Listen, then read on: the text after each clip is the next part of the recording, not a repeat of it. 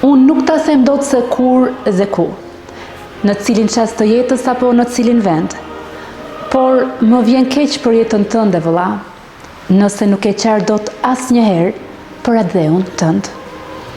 Shpesh në fakt. Edhe po këto mallëngjimet në fakt i përkasin kohës në të cilën ndodhesha larg atë dheut, edhe malli për vendin, për gjuhën, për njerëzit, për familjen, të bën të përlotesh herë mbas here.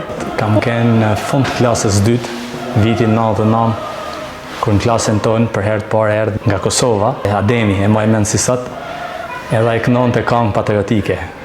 Një nga ato është Afritet pafajësia, dhe gjithë klasa, gjithë kemi qaj. Mbas tërmetit, një fatkeqësi që ra mbi kombin tonë dhe një foto e caktuar kur një flamur i vendosur mbi rrënojat e pallatit të prishur në Fushkruj më emocionoi atëherë dhe më emocionon gjithmonë. Lotët më rrodhën, e kujtoj edhe gjithmonë qefen.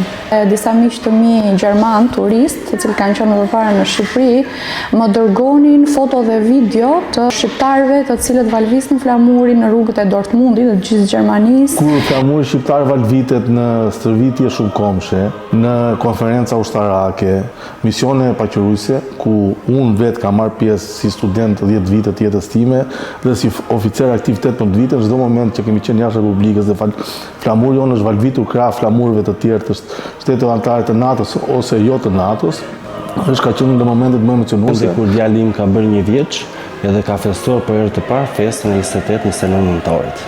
Kjo tokë, kjo gjuhë, kjo histori është trashëgimia që do u lëm fëmijëve tanë që Shqipëria të jetojë dhe të jetë më e fortë se kurrë. Flamuri jonë është flamuri më i bukur në botë, me ngjyrën e gjakut të sakrificave të parëve tanë që kanë luftuar për të na sjellë ne lirinë. Mendoj se lirinë do ta fitojmë atëherë kur shembim idhujt që mbajnë peng potencialin e qenieve tona. Ajo ditë do të vi për të gjithë ne kur ne të gjithë jemi të lumtur të jetojmë në vendin tonë. Kur ata që kanë emigruar jashtë shtetit të kthejnë kokën dhe të kthehen seriozisht për të jetuar, ata që kanë lindur jashtë shtetit të kenë një thirrje që vërtet mund të vish edhe të jetosh edhe ta duash vendin tënd ashtu siç është. Shqipëria për mua është dashuri, është një herazi edhe përgjegjësi. Përgjegjësi për ta bërë Shqipërinë. Më prek flamuri kombëtar, veçanërisht kur ato shoqëroj dhe me rreshtat e himnit kombëtar, se Shqipëria do të rrojë për të luftojmë ne.